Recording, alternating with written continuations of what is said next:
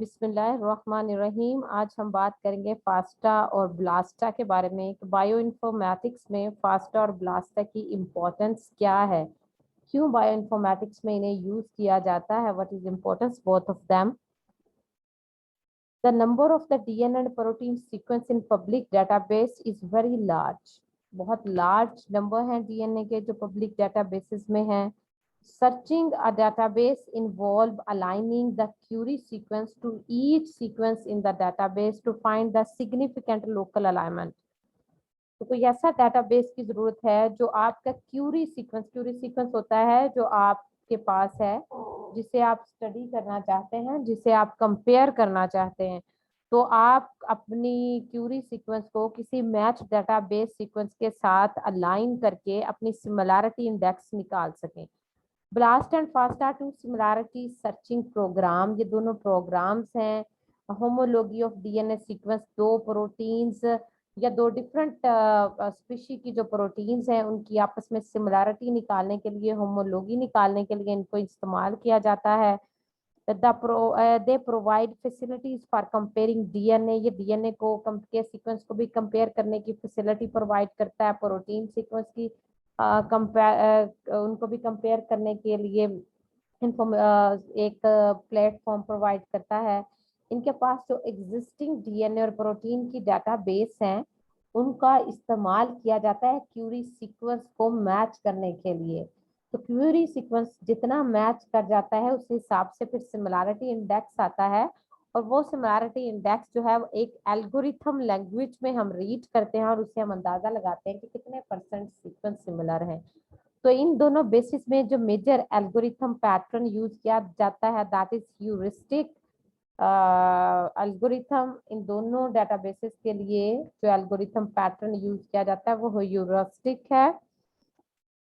ब्लास्टा nucleotide के लिए भी इस्तेमाल किया जाता है, प्रोटीन्स के लिए भी इस्तेमाल किया जाता है। BLASTX translated nucleotide into protein, anti BLASTX जो है वो प्रोटीन को ट्रांसलेट करता है न्यूक्लियोटाइड में। तो ये ब्लास्टेक्स इसने परफॉर्मेंस के लिहाज से बताया कि ब्लास्टेक्स की सब कैटेगरीज भी हैं, जो सिर्फ न्यूक्लियोटाइड के लिए है या सिर्फ प्रोटीन के लिए है, या न्यूक्लियोटाइड इनटू प्रोटीन या प्रोटीन इनटू न्यूक्लियोटाइड ट्रांसलेशन या सीक्वेंस सिमिलैरिटी के लिए मौजूद होता है। नेक्स्ट पॉइंट है कि ब्लास्टा और फास्टा जो है वो वर्किंग कैसे करते हैं, what is the working principle of both of them. FASTA and BLAST are the software tool used in bioinformatics. दोनों टूल्स बायोइन्फॉर्मेटिक्स में यूज किए जाते हैं। दोनों में सिमिलैरिटी ये है कि ह्यूरिस्टिक एल्गोरिथम पैटर्न जो है वो कंपैरिजन के लिए यूज किया जाता है। It works by finding short stretches of identical or nearly identical letter in two sequence। या तो शॉर्ट स्ट्रेचेस जो सिमिलर मिलते हैं, छोटे छोटे टुकड़े सीक्वेंस के जो सिमिलर मिलते हैं, या फिर कुछ लेटर आइडेंटिकल मिलते हैं सीक्वेंस के, उनको देखा जाता है। और इनमें वर्ड्स मैचिंग के लिहाज से जो है वो सिमिलैरिटी निकाली जाती है। The basic assumption is that two related sequence must have at least one word in common। जो आप सीक्वेंस स्टडी कर रहे हैं उनका एक आध वर्ड तो कॉमन होना चाहिए। By first identifying word match, a longer alignment can be obtained by extending similarity region from the word। जहाँ पर आप फॉर एग्जांपल एक सीक्वेंस को सर्च कर रहे हैं तो आपको वहां पे लगा है कि आपका इतने वर्ड्स मैच कर रहे हैं, तो आप दोनों तरफ अपने वर्ड्स बढ़ाते जाएंगे, उस वर्ड के राइट साइड पर भी और लेफ्ट साइड पर भी, ये देखने के लिए कि इसके साथ इर्द गिर्द कितने वर्ड्स जो हैं वो कितने डेटाबेस जो हैं या कितने अमीनो एसिड जो हैं वो मिलते हैं। जहाँ पे हाई सीक्वेंस सिमिलैरिटी फाउंड होगी, हाई स्कोरिंग रीजन होगा, वो हम ज्वाइंट कर लेंगे, उसको स्टडी कर लेंगे। ये तो इनका वर्किंग मेथड है कि वर्किंग मेथड के लिए ये दोनों ह्यूरिस्टिक का एल्गोरिथम पैटर्न यूज करते हैं। शॉर्ट सीक्वेंस को क्यूरी सीक्वेंस के साथ मैच करते हैं। जब एक लेटर मैच कर जाता है तो इसके इर्द गिर्द वाले बाकी लेटर बढ़ा बढ़ा कर ट्राई करते हैं कि कहाँ तक मैच करता है। The main difference between FASTA and BLASTA is that BLASTA is mostly involved finding of the ungapped locally optimal sequence alignment। इनमें अनगैप्ड सीक्वेंस अलाइनमेंट को स्टडी किया जाता है, लेकिन फास्टा जो होता है वो लेस सिमिलर सीक्वेंसेस को फाइंड करता है। मतलब इसमें अनगैप्ड जो होते हैं, मतलब सीक्वेंस अलाइनमेंट बहुत ज्यादा हो जिनमें हो, उनमें ब्लास्टा को यूज किया जाता है, और जिनमें गैप्स होते हैं, कुछ सीक्वेंस पॉइंट्स पे सीक्वेंस मिलते हैं, कुछ पॉइंट्स पे नहीं मिलते, लेस सिमिलैरिटी सीक्वेंस होती है, तो उनके लिए फास्टा को प्रेफर किया जाता है। आगे हम सेपरेट सेपरेट फास्टा और ब्लास्टा को पढ़ेंगे, दोनों को। Blasta basic local alignment search tool. B for basic, L for local, A for alignment, S for search, and T for tool.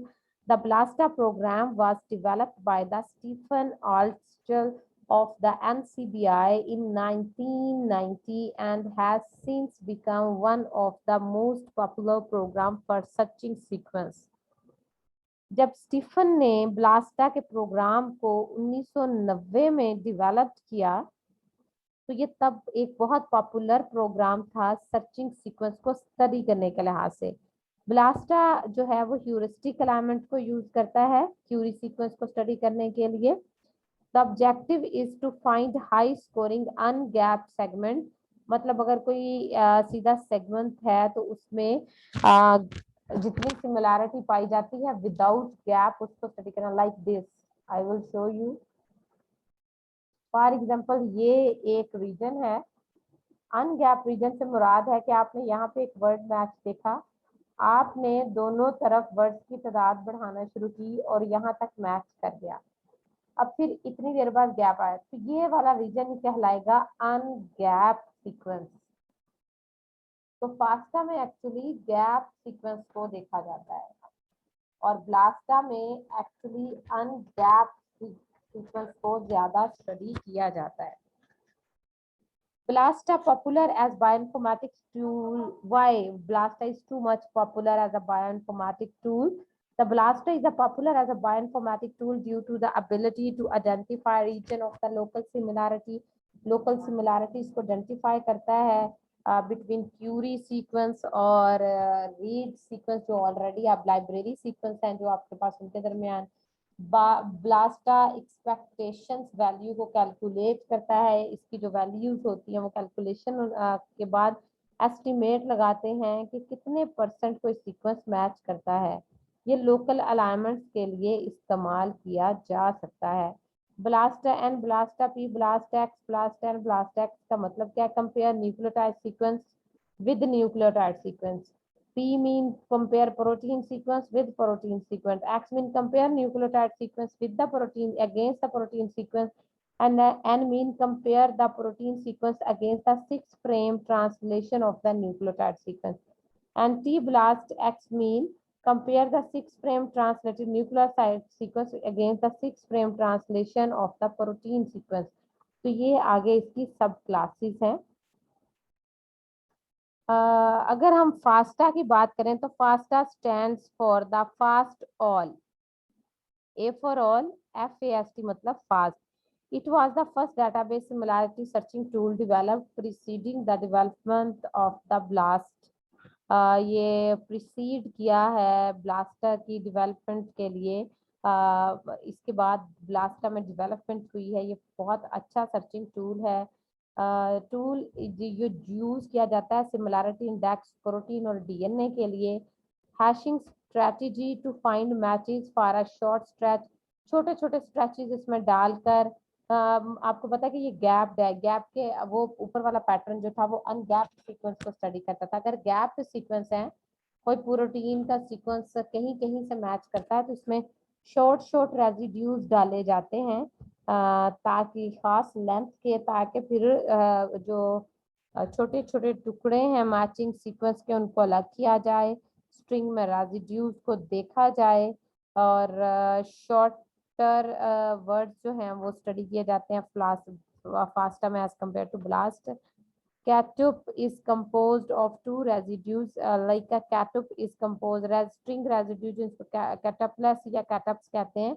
ये कुछ रेजिड्यूज यानी कि कुछ अमीनो एसिड से मिलकर बने होते हैं। कम से कम 6 residues for DNA sequence. DNA sequence के लिए एक कैटअप यानी स्ट्रिंग के हिस्सा जिसे आप कैटअप कहते हैं उसमें कम से कम 6 रेजिड्यूज होने चाहिए, residues of amino acid for a DNA translation. Sequence को ब्रोक किया जाता है, ब्रोकन के बाद उनकी सिमिलैरिटी को फाइंड किया जाता है। ये फाइनेस्ट टूल है सर्चिंग का। ये मेथड जो होते हैं ये बहुत इंपॉर्टेंट होते हैं। these method 50 to 100 time faster than dynamics programs. तो ये जो आपने आज स्टडी किया, this is all about FASTA and BLASTA. We will talk about protein sequence databases in our next lecture.